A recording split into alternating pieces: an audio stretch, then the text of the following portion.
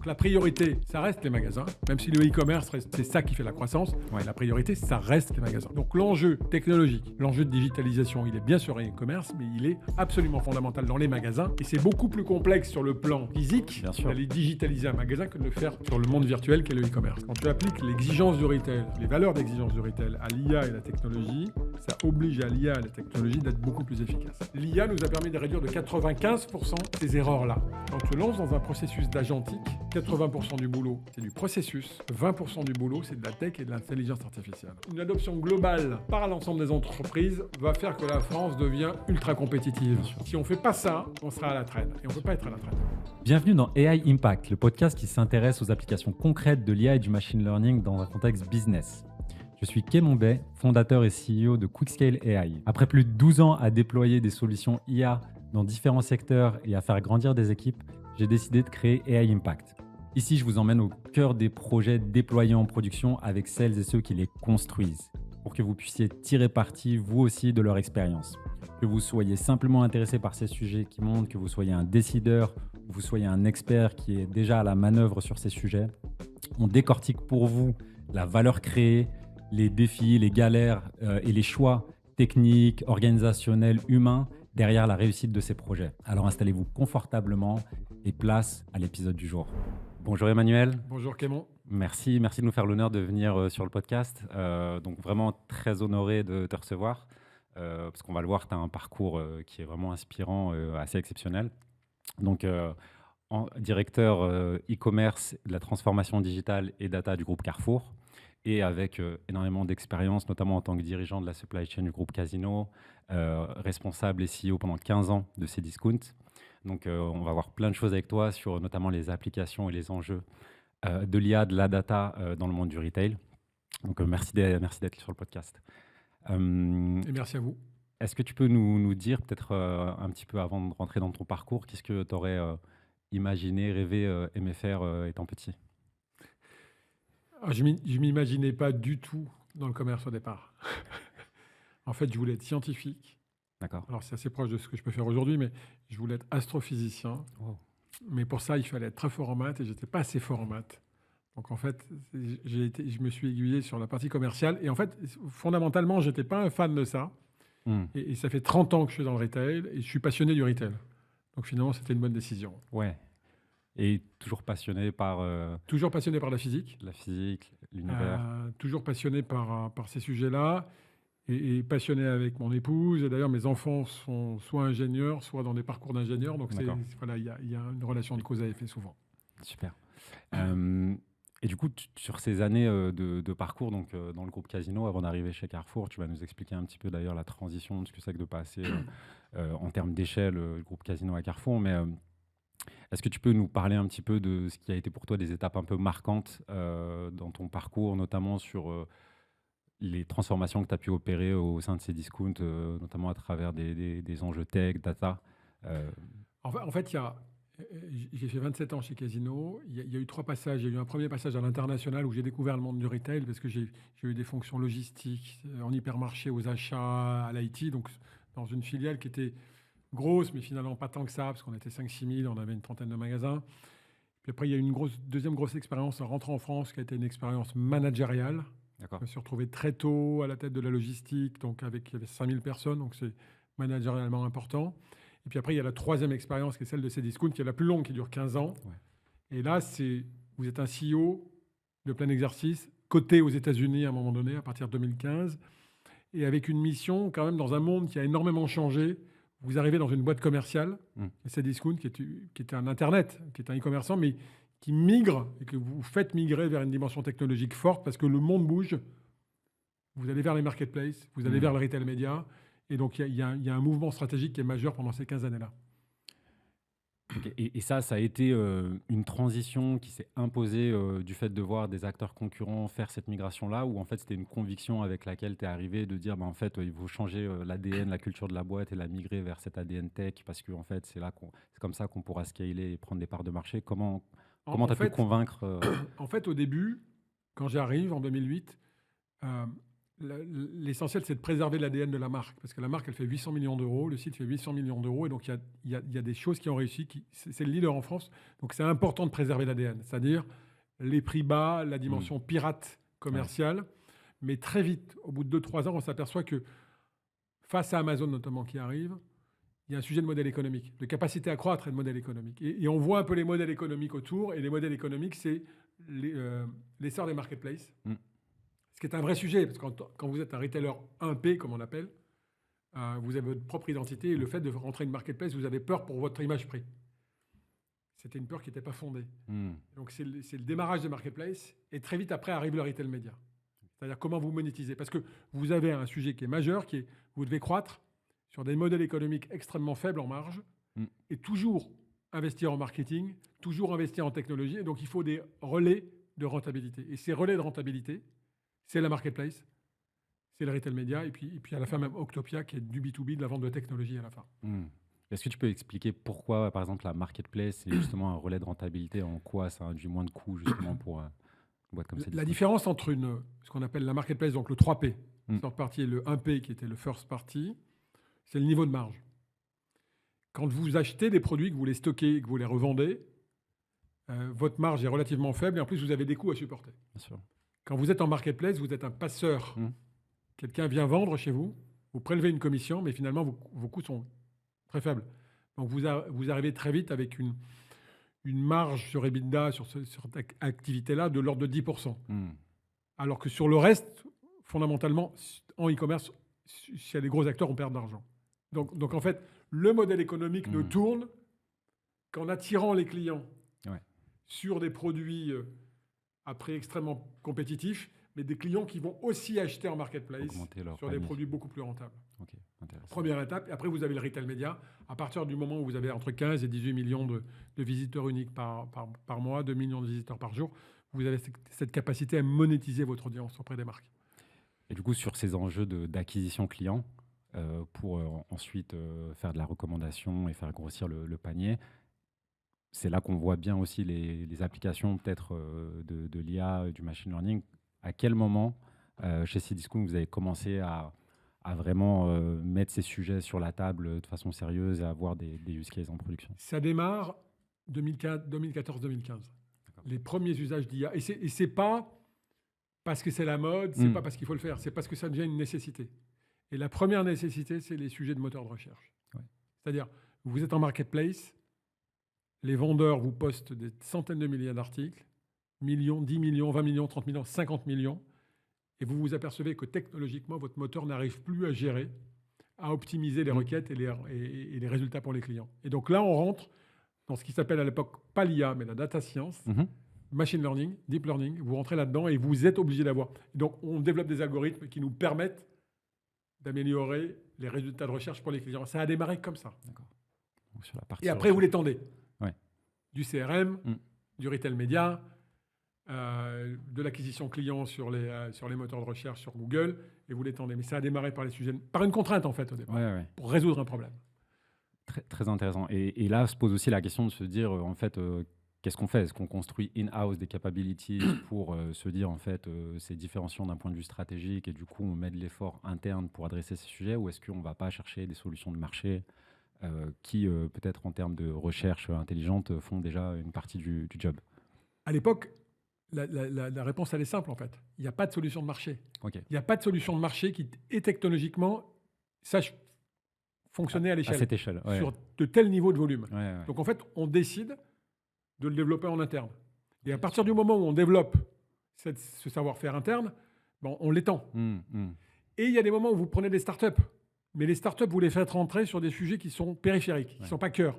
Tout ce qui est cœur, et on en reparlera dans le cas de Carrefour, on le traite nous-mêmes. En interne, parce que c'est la valeur ajoutée, parce que c'est stratégique, et donc on doit maîtriser le savoir-faire. Oui, tout à fait. Super. Donc là, on avance un petit peu. Aujourd'hui, tu es dans le groupe Carrefour. Est-ce que tu peux nous expliquer un peu le détour du mandat de ton poste et peut-être l'étonnement de passer d'un groupe Casino, 25 000 personnes, à Carrefour, 500 000 personnes, ce que ça veut dire aussi en termes de sujets, de change. Et voilà, je suis curieux de savoir un petit peu cette transition, comment elle s'est effectuée, parce que maintenant, ça fait quoi? Peut-être un peu plus d'1 an? Ah, ça fait 2 ans. 2 ans maintenant Ça fait que 2 tu es ans. en poste. En fait, ce qui se passe, c'est que la première des choses, évidemment, quand on sort de ces discounts, c'est une expérience managériale, entrepreneuriale hors norme, et c'est une expérience technologique. Parce que la boîte est devenue une boîte technologique. Enfin, on a plus de 1000 techs à ce moment-là, ce qui est énorme dans ce monde-là. La Surtout en DSI, France. c'est 1000 personnes. Ouais, c'est 1000 personnes. Sur 2000 personnes. Ouais, c'est ça, Ouais. c'est la moitié. Ouais, c'est énorme. Et le sujet Carrefour, il répond à deux questions qui sont: j'aime le retail, j'aime la tech. Et Alexandre Bompard, qui a pris les rênes du groupe en 2017, considère que la technologie est une priorité. La technologie de l'e-commerce est une priorité. Et c'est lui qui a donné cette priorité-là. D'accord. Donc je sais qu'en rentrant dans le groupe, je suis au cœur de la stratégie, décidée par le président, et que c'est fondamental. Et il y croit fondamentalement. Je le vois quasiment toutes les semaines, et il y croit fondamentalement, et on en parle systématiquement.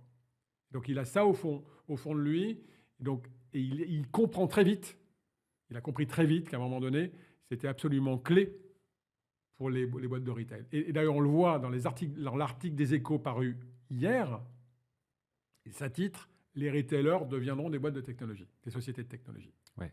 Avec l'exemple de Walmart aux États-Unis. Donc en fait, la vision d'Alexandre Bompard en 2017, c'est la bonne. Et donc moi, je rentre dans cette stratégie d'accélération de cette vision-là à partir de quand je rentre en 2023. Okay. Ça, c'est le premier sujet. Le deuxième sujet, c'est la taille. C'est-à-dire Carrefour, c'est une boîte qui est colossale. C'est 90 milliards de chiffre d'affaires. C'est 7 pays maintenant. La moitié du chiffre d'affaires se fait en France. Et en France, on parle de 300 hyper, 1000 supermarchés et 5000 magasins de proximité. Donc, tout ce qui va se penser, notamment sur le plan technologique, ça doit se penser à l'échelle. Sinon, ça reste de l'innovation dans un coin. Et l'innovation, c'est bien, mais ça n'a pas de valeur sur le plan du PNL. Donc, à la fin, il faut que ça ait des retombées, soit clients, soit chiffre d'affaires, soit rentabilité. Et donc, la technologie doit aider à ça, doit supporter ça et doit permettre d'accélérer ça avec des impacts dans le compte d'exploitation.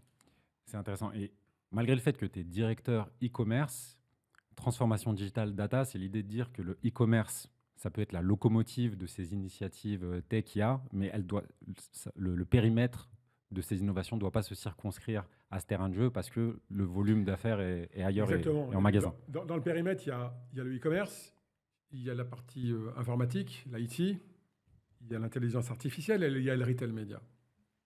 Ce qu'il faut bien comprendre dans une société de distribution, chez un retailer, c'est qu'aujourd'hui, on a encore, chez nous, 90% du chiffre d'affaires qui se fait en magasin. Même pour les plus avancés, aux États-Unis, c'est encore 80%. Donc la priorité, ça reste les magasins, même si le e-commerce reste, évidemment, c'est ça qui fait la croissance. Ouais. La priorité, ça reste les magasins. Donc l'enjeu technologique, l'enjeu de digitalisation, il est bien sûr e-commerce, mais il est absolument fondamental dans les magasins. Et c'est beaucoup plus complexe sur le plan physique d'aller digitaliser un magasin que de le faire sur le monde virtuel qu'est le e-commerce. Oui, parce qu'en fait, pour que chacun comprenne, quand on est dans le magasin, qu'est-ce que ça veut dire en fait, d'apporter de la digitalisation? Parce qu'effectivement, on reste un peu dans ce monde assez clivant où il y a des gens souvent avec un profil très urbanisé qui font peut-être leurs courses beaucoup sur Internet ou qui font du drive, du click and collect, etc. Et puis, il y a aussi une grande partie de la population, comme tu le dis, qui se déplace dans son hyper, avec son caddie, etc. Et comment eux, on leur améliore leur expérience consommateur? Et c'est exactement la question, en fait. C'est tout ce qu'on lance sur, enfin, tout ce qu'on fait sur la digitalisation du point de vente. Okay. Et donc, concrètement, ça veut dire quoi? Ça veut dire à la fois aider le parcours du client, aider le client dans son parcours, le fluidifier, le rendre plus simple, mais aussi aider les collaborateurs dans la manière de travailler. Je vais prendre des exemples. Nos commandes de e-commerce sont préparées dans les magasins. La majeure partie de nos commandes de e-commerce. Il y a 25 000 références proposées aux clients. Quand vous envoyez un préparateur dans un magasin préparé, en gros 50 produits par commande, il doit se rappeler, savoir où sont les produits. Et quand vous allez devant un rayon d'une marque et que vous avez des 30 ou 40 produits de la même marque, avec le même packaging, c'est très compliqué de s'y retrouver. Donc il y a un des enjeux qui est être capable de permettre aux préparateurs de se retrouver, d'identifier très rapidement, ça peut être des étiquettes électroniques, la géolocalisation automatique, où sont les produits. Vous avez un impact productivité, vous avez un impact qualité, vous avez même un impact sur la charge cognitive des collaborateurs. C'est-à-dire, on allège leur travail, on leur apporte du confort de travail. Je fais la même chose pour les clients. Les clients, la majeure partie des clients cherchent souvent leurs produits dans les magasins. Comment, à partir d'une appli, à partir de la géolocalisation, vous pouvez leur dire, quand ils sont dans le moteur de recherche, votre produit, il est à tel allée, tel élément, quelle étagère. Je pense qu'on l'a tous vécu, que ce soit Carrefour ou n'importe quel hyper d'ailleurs, de se dire oula, mais où est-ce que je vais chercher les couches, le vin, etc. Et donc, on est en train de répondre à cette question, à la fois pour nos collaborateurs et à la fois pour nos clients. Et c'est une question qui est fondamentale. C'est comment je rends les courses faciles. Ouais. Super intéressant. Et donc, effectivement, il y a la partie efficacité opérationnelle en interne, mais qui, on le comprend aussi, joue sur la qualité de service rendu au client et des initiatives qui sont directement mises dans les mains du consommateur. Et comment ça se traduit? Est-ce que demain, on a une application où on se balade dans le magasin et un peu comme dans Disney, on dit ce qu'on cherche et puis on est aiguillé dans le magasin? C'est ça qui va se passer. D'accord. Okay. C'est qu'à un moment donné, vous pourrez soit chercher vos produits en ligne pour les acheter en ligne, et là, on vous les présente, vous les achetez, vous allez les retirer où vous vous faites livrer. Ou alors, si vous êtes en magasin, vous mettez le nom de vos produits que vous ne savez pas où il est, et on vous dira exactement où il est dans le magasin. D'accord. Et ça a des applications. Ça paraît évident.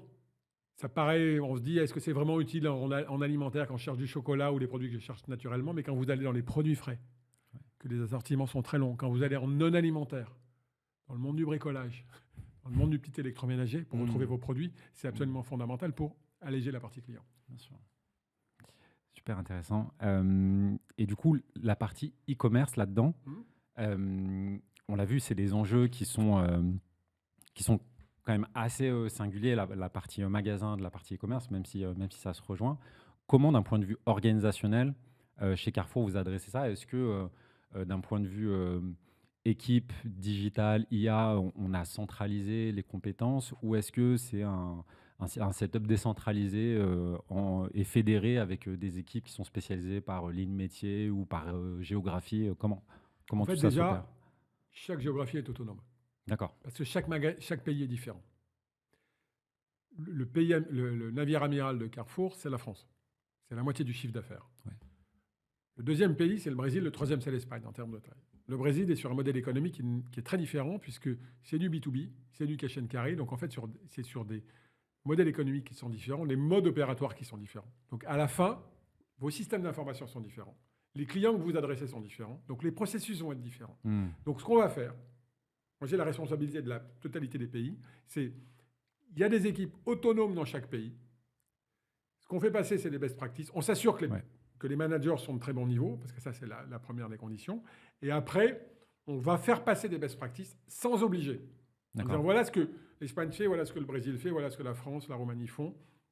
Vous prenez ce qui vous semble utile par rapport à vos contraintes de système d'information, parce que c'est important, et par rapport à vos typologies de clients et vos priorités du moment. Mais on laisse cette autonomie au terrain et au pays. D'accord.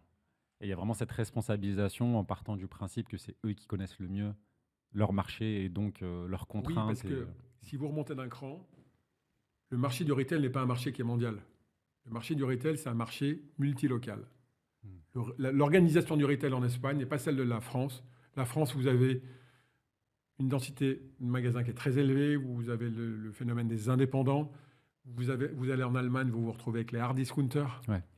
Vous allez au Brésil, c'est du cash and carry. Donc en fait, chaque pays a son identité propre et le retail doit s'adapter au mode de consommation et au système et au mode sociologique du pays. Donc c'est pour ça que cette autonomie est importante. Ouais, tout à fait. Et du coup, aujourd'hui, si je prends des exemples concrets de cas d'usage, alors que ça peut être dans ton expérience passée chez Cdiscount ou Carrefour, mais j'imagine que les cas d'usage se retrouvent, c'est-à-dire de prédiction, de vente, de forecast, d'optimisation d'assortiment, etc. Qu'est-ce qui pour vous, est le plus cœur business, c'est-à-dire dans les équipes IA, data, comme tu l'as dit, ces initiatives, elles doivent contribuer au PNL. Sur quoi comment on priorise les sujets de ces équipes-là? Il faut bien comprendre ce que sont les priorités d'un retailer. Évidemment, il y a le magasin, mais sur le plan de la relation au client, la première chose, c'est l'assortiment. Ouais. La deuxième chose, c'est les prix. La troisième, c'est la promo. Mm. Et la quatrième, c'est notre performance à l'achat pour être capable de proposer les meilleurs prix aux clients. Ça, c'est les 4 fondamentaux d'un retailer. Et si je vous prends l'assortiment, qui est quand même le premier critère de choix d'un client, c'est est-ce que le produit est là ou est-ce qu'il n'est pas là? Tout le travail qu'on est en train de faire, qu'on a commencé à faire, qui est très avancé, c'est comment est-ce que j'optimise les assortiments dans les magasins. D'accord. Et on va prendre des exemples. L'IA, à l'intérieur des mécaniques d'assortiment, nous a permis d'optimiser les assortiments dans cette première étape, qui a été de dire, est-ce que quand j'ai, je vous prends un exemple, quand j'ai de la Perrier et j'ai de la Badois sur la même étagère, et que je me pose la question dans un magasin de plus petite taille de rajouter, que j'en ai qu'un des deux et il faut que je rajoute le deuxième, est-ce que je le fais ou est-ce que je ne le fais pas? L'IA nous permet d'analyser les ventes sur les magasins qui ont les 2 références et de nous dire, en fait, si tu rajoutes une référence, tu vas rajouter du chiffre d'affaires ou alors tu vas cannibaliser du chiffre d'affaires. Et donc l'IA permet de faire ça à l'échelle sur les mouvements d'assortiment. Et permet de nous dire, on va réellement créer de la valeur ou en fait, on va remplacer du chiffre d'affaires d'un produit par un autre produit. D'accord. Sans IA, ce n'était pas possible. Parce que les calculs, la complexité des calculs et la masse de calculs à exécuter n'était pas possible. Et ça a été la première grosse étape d'optimisation de nos assortiments. Ce qui permet, magasin par magasin, dans cette logique d'autonomie du directeur, de dire, tu sais que tu as, sur les confitures, sur le chocolat et sur le café, il faut que tu agrandisses ton assortiment, il faut que tu rajoutes des références, ou alors il faut que tu diminues tes références. Par rapport à ce qu'on a vu des autres magasins du groupe, puisqu'on on a quand même mis plusieurs milliers de magasins en France, et par rapport à ton univers de concurrence autour de ton magasin. Et donc ça se fait magasin par magasin. L'étape maintenant, toujours avec l'IA, c'est l'étape de la régionalisation, de la localisation. C'est-à-dire, on a des assortiments qui sont encore très nationaux, on a évidemment une dimension locale et régionale, on pense qu'elle doit être beaucoup plus profonde. Et là aussi, sans IA, on ne peut pas y arriver. Quand tu comptes 30 000 références par magasin fois 1500 magasins, tu arrives à des chiffres en centaines de millions d'occurrences. Donc, tu as besoin d'IA pour aller optimiser ça. Quand tu dis plus profonde en termes de régionalisation, c'est de vraiment mettre en avant les produits locaux. C'est pas seulement mettre en avant, c'est-à-dire que tu as évidemment ce à quoi tout le monde pense, qui sont les produits bretons en Bretagne, les produits basques dans le Pays basque. Mais ça, c'est la partie immergée de l'iceberg. Je te prends un autre exemple. Tout le monde a du beurre salé et du beurre doux. Seulement, la dimension et l'exposition de ce beurre ou la profondeur d'assortiment va différer en fonction des régions. On ne vend pas la même chose à Nice qu'à Brest. Ouais, d'accord. Au-delà des produits régionaux, intéressant. On a aussi des typologies de clientèle qui diffèrent en fonction des magasins. Donc, on doit tenir compte de la clientèle qui est dans les 10 km autour du magasin. Et c'est ça que va nous permettre de faire l'IA. Qu'elle nous permet déjà de faire. On est en train de... Les sujets sont en cours sur ces sujets-là. Très intéressant. Et non seulement le fait de renaître des scénarios, de faire des recommandations, mais d'expliquer pourquoi c'est la bonne chose à faire pour assurer l'adoption et le change auprès de... Et donc, ce premier objectif de l'IA, quand on parle d'assortiment, quand on parle de prix, quand on parle de promo, c'est en fait, l'idée générale, c'est de personnaliser en fait. Ouais. C'est de localiser, soit personnaliser au client quand tu es en e-commerce, parce que tu t'adresses directement à ton client, soit quand tu es en magasin, tu localises, tu es beaucoup plus précis. Et c'est ça que l'IA nous permet de faire. Donc en fait, l'adéquation entre ce qu'on va proposer et ce que le client va demander. Ok, c'est intéressant. Et la même chose s'applique sur la partie pricing promo, c'est-à-dire pareil, de dire... sur le pricing. Alors, sur le pricing, évidemment, tout de suite, ce à quoi on pense au calcul d'élasticité. On se dit, quand je baisse le prix...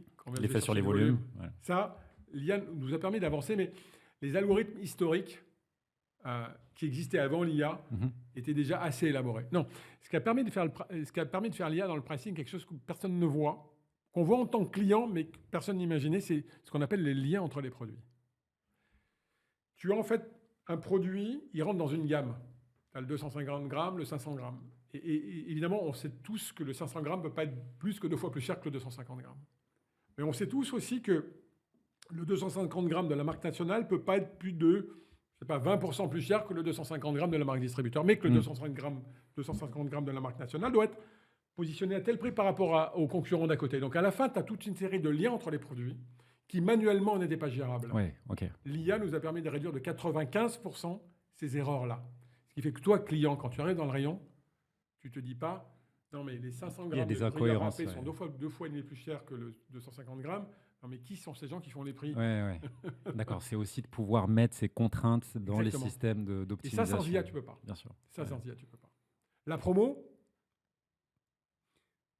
tu donnes à l'IA tous tes catalogues promotionnels passés, tu lui donnes les résultats de vente et de marge, tu la briefes et elle te sort une proposition de catalogue promotionnel en moins de 5 minutes.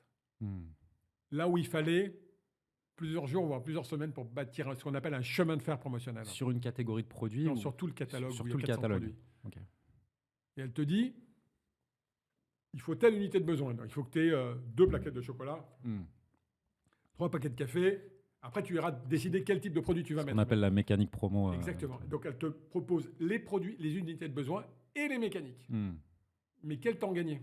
Et on valide, allez, 85%, 90% des propositions. Ça aussi, c'est intéressant, c'est de voir. C'est pas une seule chose. C'est pas seulement une chose d'avoir cette proposition et ces recommandations, mais à quel point elles sont suivies et suivent l'impact de ces recommandations versus ce qui se faisait dans le temps pour se dire quel est en fait le gain marginal de ce type de méthode. En fait, le premier intérêt, c'est l'adéquation aux besoins du client. Le deuxième intérêt, c'est le time to market, c'est l'accélération. Et je vais répondre à ta question, quand tu accélères, quand tu mets 5 minutes à créer un catalogue plutôt qu'une semaine, le temps, soit tu as 2 manières. Tu vas utiliser ce temps pour deux choses. La première, c'est, tu vas dire, le temps entre le moment où tu décides de la promo et le moment où elle est réelle dans le magasin, elle va être réduit, donc je vais être plus réactif. Ou la deuxième, c'est, de toute façon, j'aurai du temps humain pour venir critiquer, améliorer la proposition. Parce qu'à la fin, il y a un humain qui repasse avec son œil, humain, tu vois, commerçant, sur la proposition. Mais elle a fait 85% du boulot avant. Ouais. Okay, intéressant. Et le boulot est plus intéressant pour l'humain que de refaire systématiquement à la main des choses avec une faible valeur ajoutée. Et forcément, on a des biais historiques, on va avoir tendance juste à refaire la même chose qu'avant parce que c'est plus rapide et que c'est fastidieux, etc.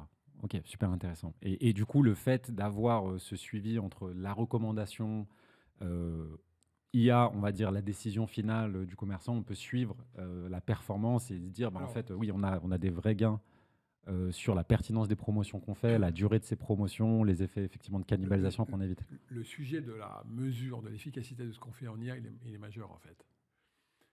Parce qu'en fait, c'est des investissements. Faire de l'IA, c'est pas seulement, c'est pas un jouet, c'est de la techno, c'est des hommes, c'est des logiciels. Donc on met de l'argent.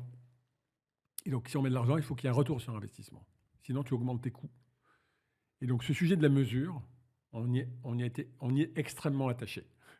Sinon, le sujet s'arrête très vite, en fait. Parce que dans une boîte, tu remontes vers le DAF, et le DAF finit par dire, OK, moi, je vous mets de l'argent.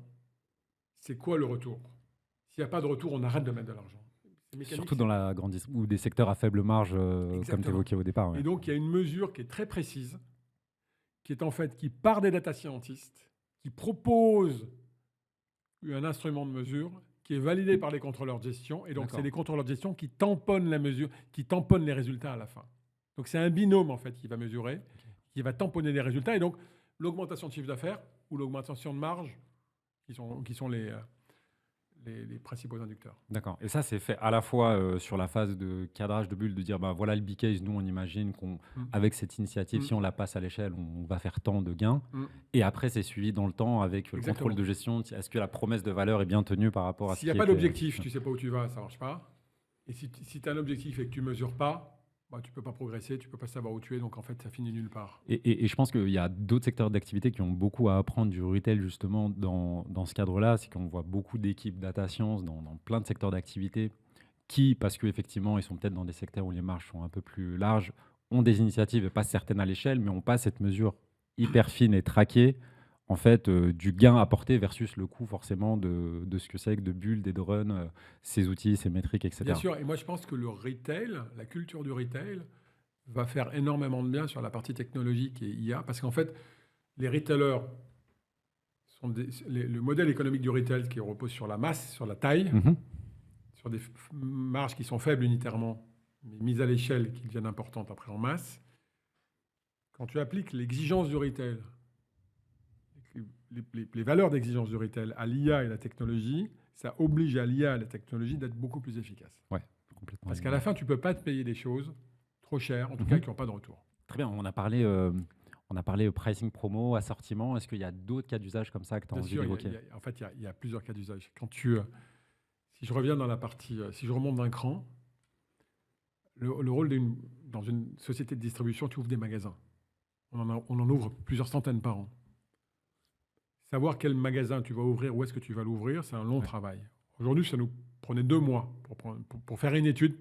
Est-ce que je vais mettre un magasin dans cette rue? Aujourd'hui, ça nous prend 2 minutes. Oh. Tu branches l'IA à tes systèmes, qui sont tes systèmes qui connaissent exactement qui connaissent la répartition démographique par zone géographique. Tes systèmes qui connaissent les chiffres d'affaires des magasins à peu près du même type que tu as en France. Tu branches ça.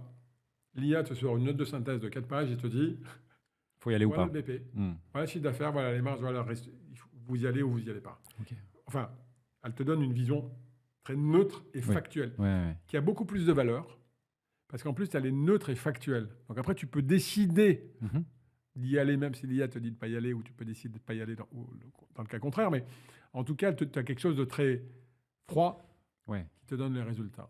Et tu l'as en 2 minutes. Et on revient à l'exemple de quelques minutes versus une semaine. Bon, là, c'est la même chose en 2 minutes. C'est que tu as ce résultat, charge ensuite aux experts de dire ou pas s'il y a des éléments à compléter ou est-ce que. Mais tu as fait disparaître l'effet tunnel. Ouais. Ok. Si tu redescends sur le carrelage en magasin, on parlait tout à l'heure de la localisation des produits. Il y a une deuxième application qui est absolument fondamentale, c'est la computer vision. C'est-à-dire comment, à partir de micro-caméras que tu mets sur les étagères, vous l'avez sûrement vu dans les magasins, tu vois les produits qui sont en face et tu dis, il y a une rupture, il n'y a pas de rupture. Le produit qui est posé sur l'étagère correspond bien à l'étiquette qui est dessous. Le prix sur l'étiquette est bien le prix qu'on a dans les caisses. La caméra permet de vérifier tout ça. Et il y a de l'IA, parce qu'il faut détecter, voir le produit, le rapprocher de l'étiquette, arriver à lire un prix sur une étiquette qui est à 3 mètres, une étiquette électronique. L'IA nous sert, à travers la computer vision, à améliorer le remplissage des rayons, à améliorer la fiabilité des prix et le positionnement des produits dans les rayons. Tu peux même aller plus loin sur le merchandising. Tu fais des planogrammes. Planogramme, c'est tu décides au siège où seront les produits dans le rayon. Ton IA va te dire, avec ses caméras, ton planogramme théorique est celui-là, ton planogramme réel est celui-là. Donc en fait, il a été exécuté ou pas exécuté correctement dans le magasin. Ça te permet de vérifier la différence. Ça permet aux industriels de savoir que leur produit est bien présent dans le magasin. Donc tu as une dimension de monétisation. Tu sais exactement quelle est ta distribution numérique, tes ruptures de stock. En termes de capacité d'exécution et d'excellence opérationnelle dans le magasin, ça change absolument tout. Et ça, tu peux le traquer au quotidien. Au quotidien, plusieurs fois par jour. En fait. Et les ruptures, tu les traques plusieurs fois par jour. Moi, j'ai vécu cette expérience étudiant. Je pense qu'on a beaucoup à avoir fait en tant qu'intérimaire, des inventaires dans des hypermarchés, à faire toute la nuit, compter les produits, etc. Donc, j'imagine bien la valeur que ça peut avoir. Et tu vois, la technologie va révolutionner le magasin. Le magasin, c'est un univers qui n'a quasiment pas bougé sur le plan technologique dans les 40 dernières années. Il y a eu 2 introductions technologiques importantes. Ça a été les codes barres EN aux caisses, ça date d'il y a 45 ans, 50 ans. Et la deuxième introduction, ça a été les outils portables pour les collaborateurs, pour passer des commandes, faire des contrôles de stock. Il y en a eu 2. Depuis, mais ça date des années 90, et les systèmes de commande automatiques. Et donc là, on va franchir un palier important dans un monde qui avait peu bougé technologiquement et en termes de manière de travailler depuis 40 ans. Complètement. Et moi, je vois bien, si on reprend l'exemple du consommateur qui arrive dans son magasin, aller même au-delà en fait, de saisir chaque produit et de retrouver, on peut imaginer que demain, avec la voix, voilà, moi je viens dans le magasin pour acheter telle et telle chose. Et en fait, automatiquement, ça traduit par rapport aux articles et peut-être même aux préférences d'achat, les bons articles, les bons SKUs et le parcours dans le magasin avec toute la notion d'agent qu'on peut imaginer mettre entre l'interface homme et machine avec la voix ou le texte. Si tu te projettes, quand tu achètes en ligne ou en magasin, on sait ce que tu as acheté. Et globalement, on réachète à peu près toujours les mêmes choses. Tu arrives en magasin. On peut te proposer, tu as fait ton panier avant ou pas avant, mais en tout cas, on va t'aider à faire ton panier. On va te faire ton parcours dans le magasin. Ouais. Pour que ça te prenne le moins de temps possible. Puisqu'on le fait pour les préparateurs de commandes, on peut le faire pour toi. Bien sûr. On a développé des applications, une application Hopla, qui te permet de faire ton panier plus rapidement en ligne. On pourra s'en servir pour le magasin. C'est un agent. Ouais. C'est vraiment un agent. D'accord. Il permet de faire les recettes. Tu lui dis, fais-moi des cookies. Mm. Tu lui dis, je veux des cookies. Ouais. Il va te chercher des cookies. Tu lui dis, je veux faire des cookies. Il te dit, il faut de la farine, il faut Des du sucre, il faut œufs, du chocolat, il faut des pépites de chocolat. Et il va te dire, dans le magasin, pour aller vite, c'est là. Et si tu veux, ça change complètement l'expérience Bien client. sûr. Et là, on n'a pas parlé des agents de course. C'est la prochaine révolution qui arrive, c'est des agents qui vont, pour toi ou pour moi, faire leurs courses. Exécuter l'acte d'achat. Soit en e-commerce, jusqu'au bout, jusqu'à payer. Ouais. Soit, si tu veux aller en magasin, qui vont carrément te faire tout le parcours. Mhm. Qui vont dire le produit y est pas, parce qu'on le sait à travers le e-commerce. Et en plus, tu devras faire ce chemin-là. Ça va te prendre tant de temps. Ouais. Entre le parking et le magasin, tu vas te mettre 10 minutes. Tu as 10 minutes pour faire tes courses. Tu passes en caisse, tu en as pour 5 minutes. Tes courses sont faites en une demi-heure. Ouais, c'est une belle promesse de valeur, ça. Et les agents de course, c'est quand même une révolution qui arrive. Et j'imagine qu'il y a un peu justement une course à arriver un peu les premiers à cette expérience client. Parce que si on a, au-delà du prix qui est dans un monde inflationniste quand même une tension pour tous les consommateurs, mais en plus une expérience qui n'est pas la même où au lieu de faire ses courses en 1h30, on les fait en 30 minutes, bah, on peut accepter de laisser quelques euros sur la table. Mais même plus que ça. Si tu veux, quand tu regardes le comportement du client, le client, en fait, il se pose 3 questions quand il vient chez un distributeur. Est-ce qu'il y a le produit, oui, non? S'il y a le produit, est-ce que le prix est le bon, oui, non? Si le prix est le bon, est-ce que le service est le bon, oui, non? Sur les produits, les distributeurs sont assez proches. Sur les prix, les distributeurs sont assez proches. Ouais. Donc évidemment, tu as la dimension de la marque, mais le service devient absolument fondamental. Si tu es le premier à dire les courses vont être fluides, parce que finalement, quand tu fais tes courses, toi, ce qui t'intéresse, à part dans quelques cas quand tu fais des canaux, c'est d'aller le plus vite possible. Ouais. Si tu fais tes courses en ligne ou en magasin et que tu as gagné du temps, bah, le retailer qui est capable de faire ça, il a marqué des points auprès du consommateur. Bien sûr. Surtout dans un monde dans lequel le temps se contracte, il passe de plus en plus vite. Et les agents vont permettre ça. Les agents externes, que ce soit Gemini ou ChatGPT, ou les agents internes qu'on a développés, carrément sur l'appli. Super transition. Du coup, en parlant des agents et de l'IA générative en général, au sein du groupe Carrefour, comment ça se matérialise? On a bien compris la vision, en tout cas dans l'expérience du consommateur en magasin.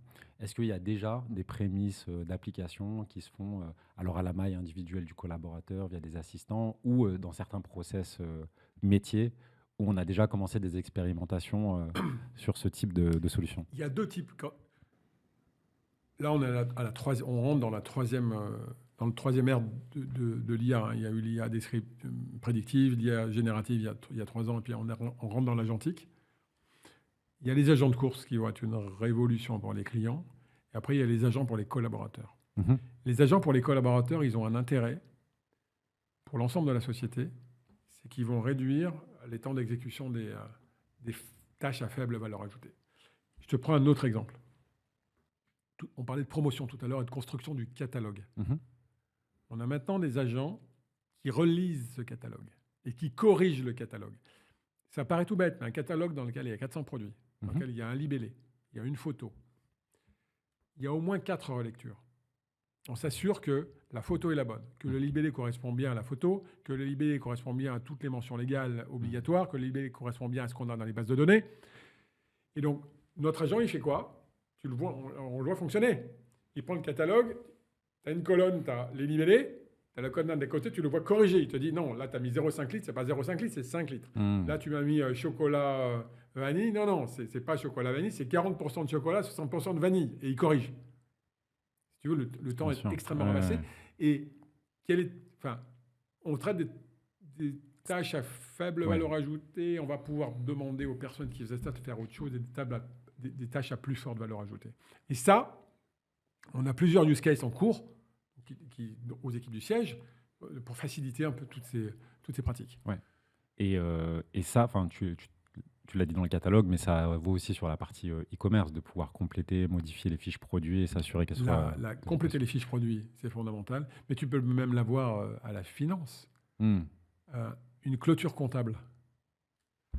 C'est quand tu fais ta clôture comptable tous les mois, tu analyses tes écarts à l'année dernière, tes écarts au mois précédent, et on s'aperçoit que des agents sont capables de détecter les écarts plus vite, plus rapidement que les humains. On a quand même des millions de lignes. Et de proposer des corrections. Parce que la clé de l'agentique, c'est pas seulement de raisonner, c'est de raisonner et d'agir. Oui, clairement. C'est un peu la différence juste avec l'IA générative de produire un contenu. C'est comment, en fait, derrière, on agit via des outils qui sont connectés à des systèmes. Et l'enjeu du support client, j'imagine, notamment sur les commandes, des produits qui n'arrivent pas en livraison ou des choses comme ça, il y a forcément, j'imagine, une charge énorme de traiter des demandes clients. Est-ce que là, il y a aussi des enjeux d'intégrer l'IA dans le workflow? Tu as complètement raison, il y a un énorme enjeu, notamment sur toute la partie réclamation et remboursement. Quand les clients ont des réclamations, et il y en a, il faut arbitrer un remboursement. Je rappelle juste que le prix moyen d'un produit alimentaire, c'est 2,50 €. Il faut quand même s'assurer que le temps que tu vas passer à traiter le remboursement ne soit pas supérieur. Alors, il est déjà supérieur à la marge de produit, supérieur au prix du produit. Donc, évidemment, ça s'automatise. Ça s'automatise de manière intelligente à partir de règles. Mais ce qui est important, c'est que l'IA, ce n'est pas magique. Les agents ne sont pas magiques. Je vais faire un parallèle. Quand tu embauches quelqu'un de nouveau dans une entreprise et tu lui dis « relis le catalogue, fais la clôture comptable, traite les remboursements clients », si tu ne lui as rien expliqué, il ne va rien savoir faire, même s'il est intelligent. L'agent, c'est pareil.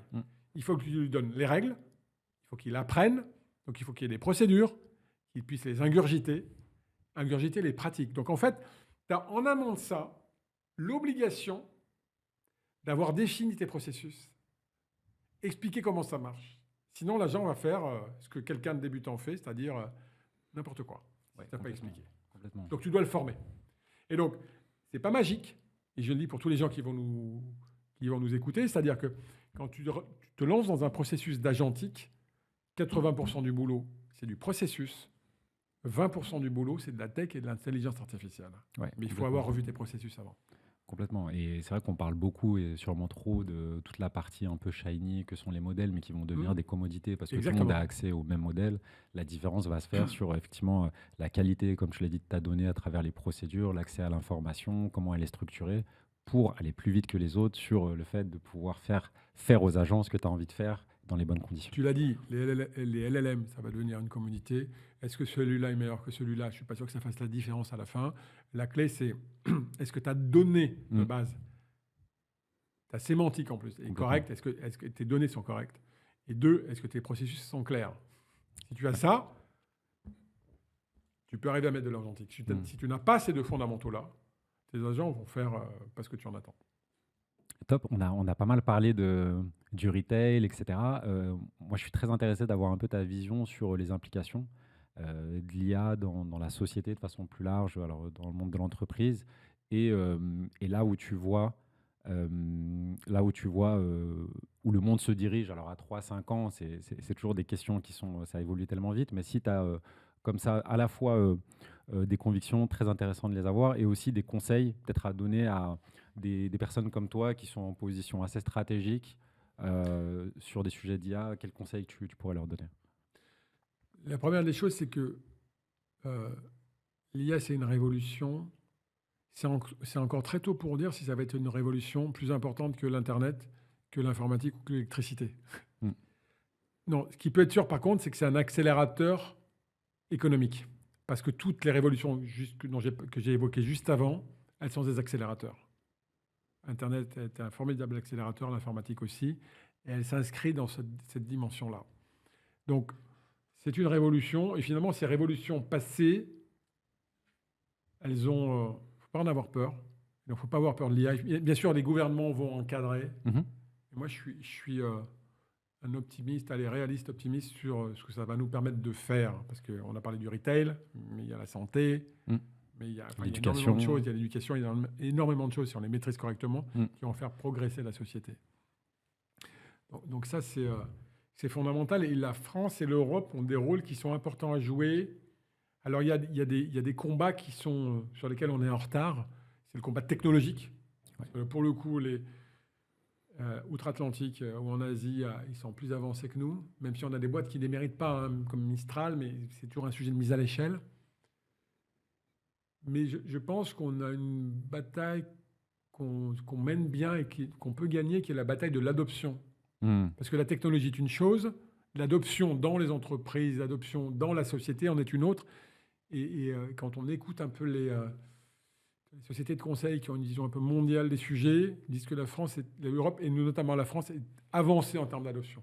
Donc moi, mon conseil, c'est on ne peut pas rater les révolutions technologiques. Ouais. C'est pas possible. C'est pas acceptable. Même pour nos enfants, même pour les générations futures. Donc c'est à tous les chefs d'entreprise, tous les gens qui font de la tech, qui font du marketing, il faut aller dans le sujet. Mais comme Alexandre Bompard l'a fait, Alexandre Bompard, c'est pas un ingénieur. Et pourtant, il est le principal sponsor de la partie technologique chez Carrefour. Donc, c'est possible même quand vous n'êtes pas un ingénieur. Et ça, c'est un sujet qui démarre tout en haut. Parce que c'est une révolution. Et ça, tous les chefs d'entreprise, que ce soit une PME, une TPE ou une grande entreprise, doivent prendre le sujet et faire accélérer le sujet dans les organisations. Et se doter d'équipes pour mener ça à bien. Ça, c'est important. Sinon, sinon on est... si tu veux, une adoption globale par l'ensemble des entreprises va faire que la France devient ultra compétitive. Si on ne fait pas ça, on sera à la traîne. Et on ne peut pas être à la traîne. Et ça doit passer par les dirigeants. On ne peut pas compter juste sur l'appétence tech des collaborateurs. Comme toujours, ça démarre par le haut. Et ça démarre par le haut chez Carrefour. Et Carrefour est un des acteurs les plus avancés dans ce domaine-là en France. Le plus avancé en France et un des plus avancés en Europe. Mais ça vient du dirigeant. Okay. Donc, allez-y. N'ayez pas peur. Tournez pas en rond. Non, mais allez-y. C'est toujours le principe de allez-y vite, échouez vite. Et j'avais une discussion avec un entrepreneur, un grand entrepreneur français il y a 15 jours qui me disait il faut aller vite pour échouer vite. On en a tous entendu parler, mais surtout, il y a une deuxième étape. C'est quand on va vite pour échouer vite, après, on va vite et on n'échoue plus. Parce qu'on a appris. Parce qu'on a appris. Donc, allez-y vite et testez vite. Ouais. Merci Emmanuel. Alors on a une dernière question sur... on a parlé des conseils, etc. Est-ce qu'il y a un livre, une série, un film que tu recommandes, que tu aurais digéré ces derniers mois? Oui, il y a un livre que j'ai lu qui m'a marqué.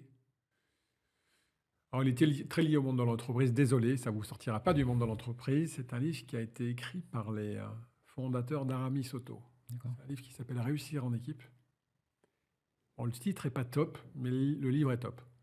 C'est comment des entrepreneurs que moi j'ai bien connu quand j'étais chez Cdiscount à l'époque, avaient monté une belle boîte, se sont retrouvés à un moment donné avec un effet de palier et ont complètement revu leur stratégie de management en interne pour refaire décoller la boîte. Il faut absolument lire ce bouquin parce qu'on y parle beaucoup de lean, mais ce n'est pas théorique. Okay. C'est des gens qui l'ont vécu et des gens d'un très grand niveau qui l'ont vécu.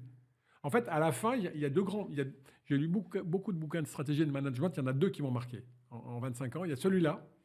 Et l'autre, c'est le livre de Jim Collins qui est sorti au début des années 2000 qui s'appelait « La performance à l'excellence », qu'il faut absolument lire, que chacun devrait avoir lu, même s'il a 25 ans. Voilà, c'est les deux livres que j'ai conseillé à lire.